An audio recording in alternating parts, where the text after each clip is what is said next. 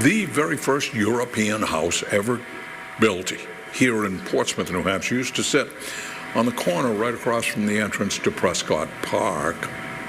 It was an English-style house, had dormers, was constructed in 1631 by William Chadbourne.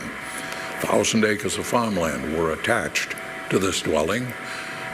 The house, however, was not the first to be built in New Hampshire. The first house in the state was constructed 9 years earlier, 1623, and that was atop the promontory over in what is now Odeon State Park in Rye. And at that time, all this land that is now Portsmouth and Rye and Newcastle and much of Greenland and Newington, all of this was just one place, and that place was called after the river that flows through here. That place was called Piscataqua. Now, the land that rises up from Prescott Park up towards St. Joseph's Episcopal Church is the eponymous Church Hill, and when the first settlers came here, Church Hill was a big mass of strawberries from the river up and over the elevation. So in case you ever wondered just where the strawberries grew that gave Strawberry Bank its name, there it was. The settlement over in Rye lasted only 2.5 years. It was a fishing operation led by a guy named David Thompson. He closed up operations, moved to Boston.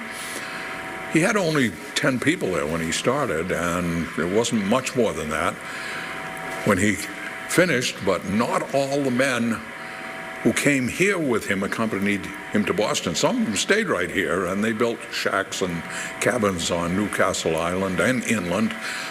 Half a dozen years later, the investors over in Plymouth, England, sent a much bigger group of settlers here.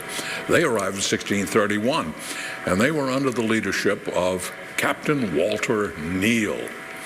And the captain at first moved into the original dwelling in what is now Rye. However, the group accompanying Captain Neal settled here at Strawberry Bank.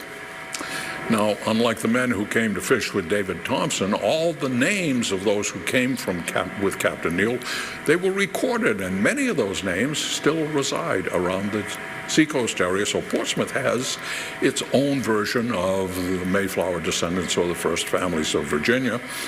All of them, well, not all of them, but the first of them arrived aboard a ship called the Warwick. And by the way, there were 52 men who arrived on the first couple of ships. 22 women later came to join them. These were not just fishermen, there were also farmers and traders and carpenters, you name it. They even had a surgeon.